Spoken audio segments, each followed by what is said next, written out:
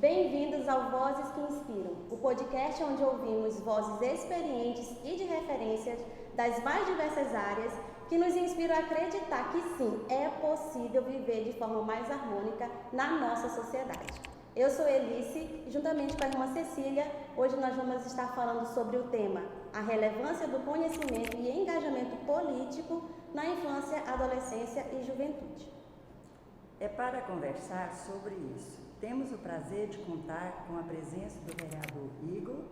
Seja muito bem-vindo, Igor. Muito obrigado. Para nós é um prazer muito grande tê-lo aqui na nossa companhia. A sua participação vai ilustrar cada vez mais o nosso podcast. Muito obrigado. Obrigada por atender o nosso convite. Para começar, conta um pouco da sua história, como foi que você entrou na política, o que te motivou a seguir esse caminho? Muito obrigado pela oportunidade. Eu fico feliz, viu, de poder esclarecer esses pontos junto com a Cecília aqui, sobre a minha inserção na vida pública. Eu, desde os tempos de escola, tempos de faculdade, sempre participei de eleições de classe. Então, minha primeira eleição que eu disputei foi para a eleição de representante de classe. Depois eu fui eleito presidente do Centro Acadêmico de Direito da Universo, que à época era o maior da América Latina. Após isso eu fui convidado pelo Iris para trabalhar com ele como assessor. Na assessoria do Iris ele me colocou como diretor de unidade de saúde, que é o CAIS Campinas. Do CAIS Campinas eu já disputei para o Conselho Tutelar da região Centro-Sul, onde eu fui eleito em 2009 com 1.935 votos. Do Conselho Tutelar eu fui eleito o primeiro presidente do colegiado dos 30 conselheiros de Goiânia. Depois disso, ocupei várias funções públicas, como assessor técnico do governador. Eu cheguei a secretário nacional de políticas públicas de emprego no governo do presidente Temer. E na minha gestão de secretário nacional foi implantada a carteira de trabalho digital, foi no ano de 2018. Nossa. E bem recente. Exatamente. Então hoje eu estou na condição de vereador, líder do governo na Câmara Municipal, com um grande desafio, fazer essa mediação, e pronto para debater e discutir Goiânia. Que legal. Estamos felizes.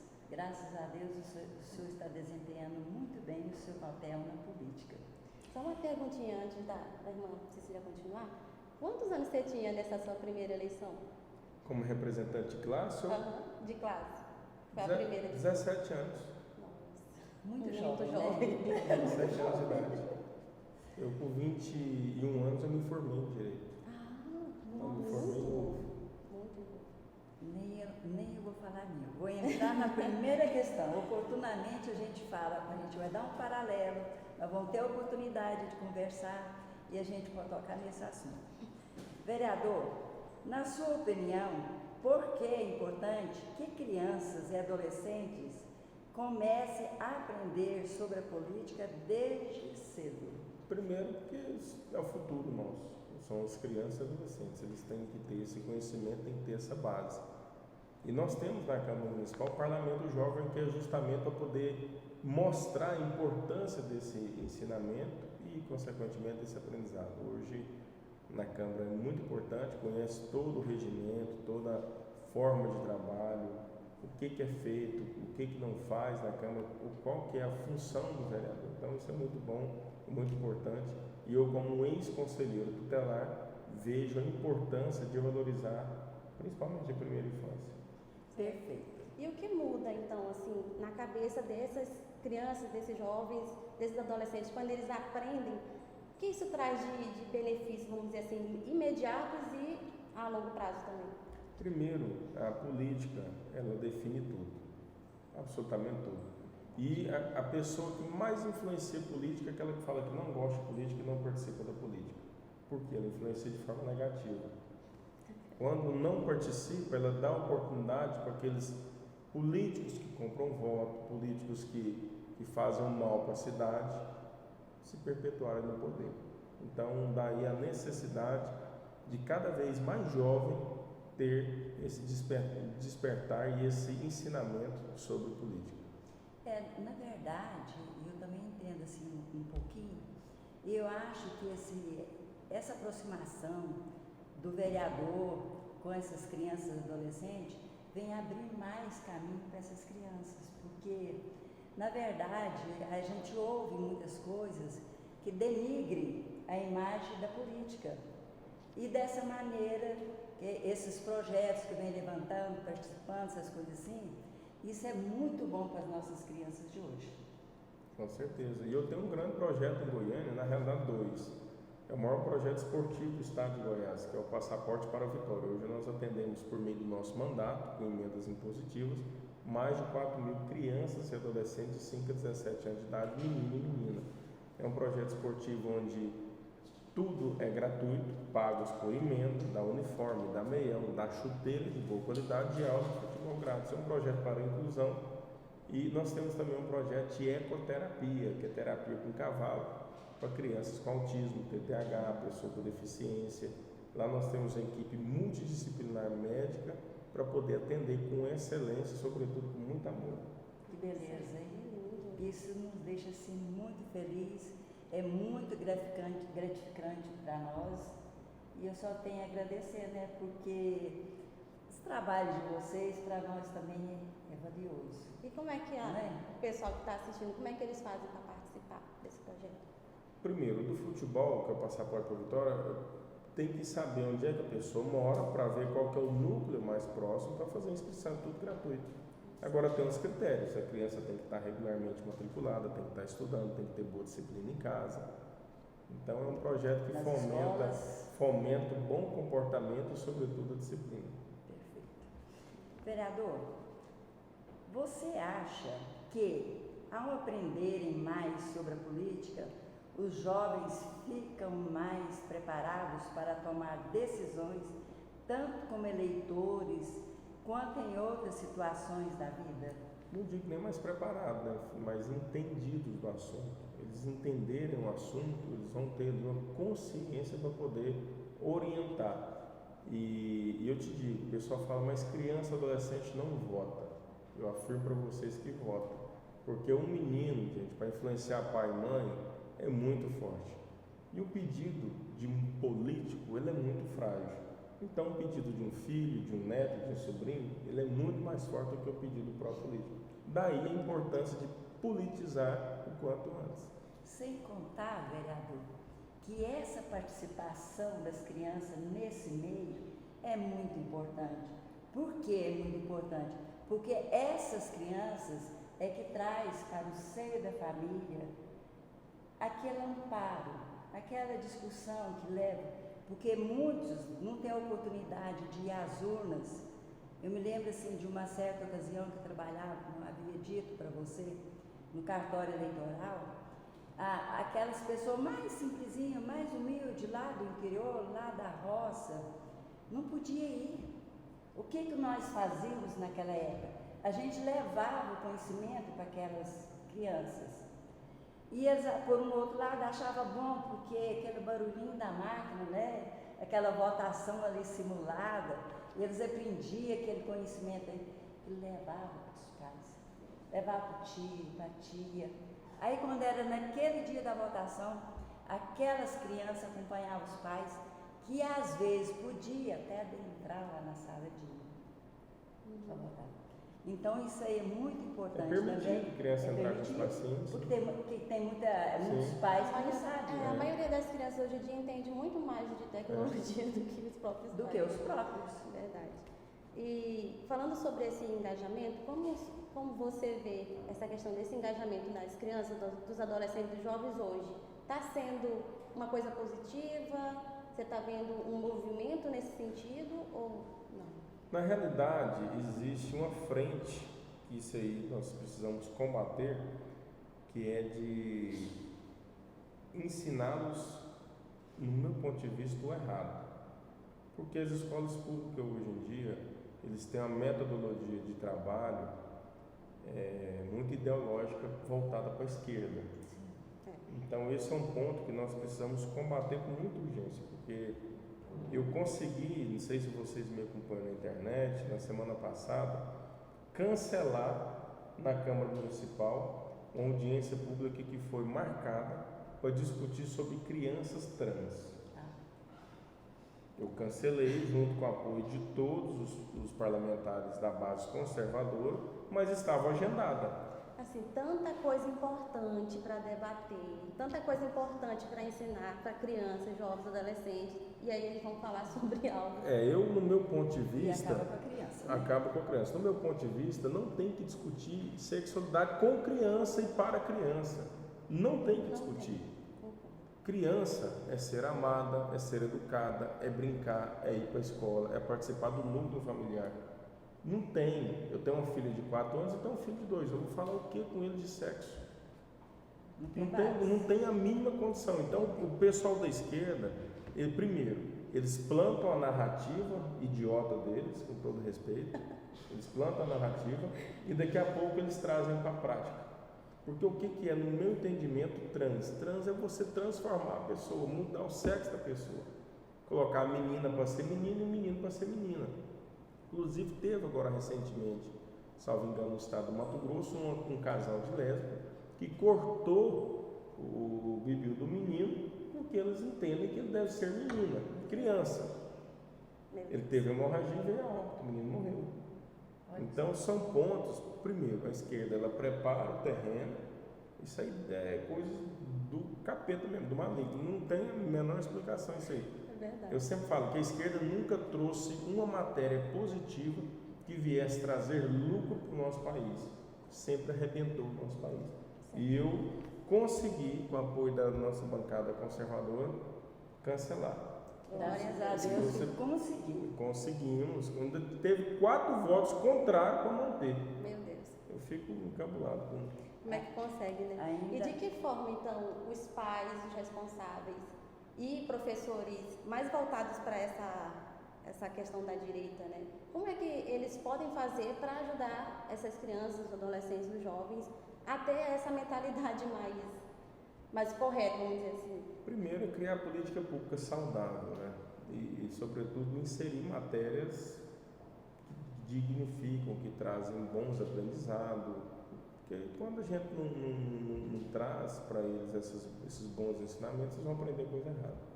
Verdade. Né? Ensinar errado. Ensinar errado. Então, porque hoje nós temos nossas crianças, né, vereador? Tem um vereador na Câmara. A gente se preocupa com as nossas crianças também. Esse que propôs, olha que absurdo, esse vereador que propôs a discussão, essa audiência pública para discutir sobre criança trans, que do meu ponto de vista não existe zero. Enquanto nós estávamos discursando para cancelar a audiência, ele é vereador, estava cheio de crianças no parlamento, visitando a Câmara. Meu Deus. Ele é um vereador que é gay, abraçando e beijando de língua o marido dele dentro do plenário. Não respeita, primeiro, as crianças e, segundo, a liturgia do cargo, que é ser vereador. Então, eu sou casado, eu nunca fui abraçar e beijar minha esposa em público, entendo que isso é coisa desnecessária e banaliza. Né? Criança não tem que ver isso. Aí a esquerda pega e já começa a plantar a semente, falando que nós somos homofóbicos, transfóbicos, as coisas bestas deles lá. E essa é a questão que a gente está querendo defender nesse podcast. É que, ao invés de ensinar para as crianças algo que vai deturpar a mente dela, confundi-la, a gente está querendo falar, não, gente, vamos ensinar o básico, que sempre funcionou, vamos ensinar a cidadania, o que é democracia, o que é política de verdade, né? Como se faz a política, que todos nós somos seres políticos. Essa é a importância, na verdade. Irmã Cecília, o 9. Vamos para umas. E para fechar, qual você diria que é o impacto de uma boa educação política no futuro desses jovens? Aprender desde a criança sobre a política traz algum benefício para a sociedade? Totalmente. A política que rege tudo. Não adianta. A política que define o preço do açúcar, o preço do combustível, se sua lâmpada está funcionando ali na rua ou não, se você tem a qualidade de atendimento na unidade de saúde, se sua escola tem um bom atendimento ou não, tudo é a política que define. Tudo, absolutamente tudo. O feijão que você come, a água que você bebe, tudo está influenciado via política. Quem define ela? Então, nós precisamos o quanto antes, de forma emergencial, aplicar esse entendimento, transferir esse entendimento para que as crianças tenham essa mente aberta e tenham, sobretudo, o coração aberto. Porque se a política vai bem ou vai mal, a culpa é de quem elege. A gente tem que começar com as nossas crianças de hoje. Por que Exatamente. começar com as nossas crianças de hoje? Porque as nossas crianças de hoje é o nosso futuro. E se a gente não cuidar das nossas crianças hoje, amanhã essas crianças não vão ter o futuro bom. É por isso que eu vejo assim a necessidade, por exemplo, desses casos, no caso que você está defendendo, esse projeto que está aí já em andamento e outros que virão, que com certeza virão outros melhores ainda, né? Pode ser bem melhor para nossas crianças hoje. A gente E tem que pensar no nosso futuro também, sim, né? Com a gente essas crianças. a gente tem que entender que na lacuna que o pai, o responsável e o professor de direito, vamos dizer assim, que ele não fala, outros vão falar e vão falar errado, vão ensinar errado. Daí a importância de pais responsáveis, professores ensinarem criança, adolescente a ter esse pensamento crítico, né? Do que realmente é o certo e errado, que a criança entende até certo ponto, né? O que existe é um preconceito já formado, já consolidado por parte da população que políticos são todos ruins. Aí a pessoa que critica, eu sempre questiono: quem que você votou na última eleição? Se você está falando que a política é ruim, você participa dela. Não sei.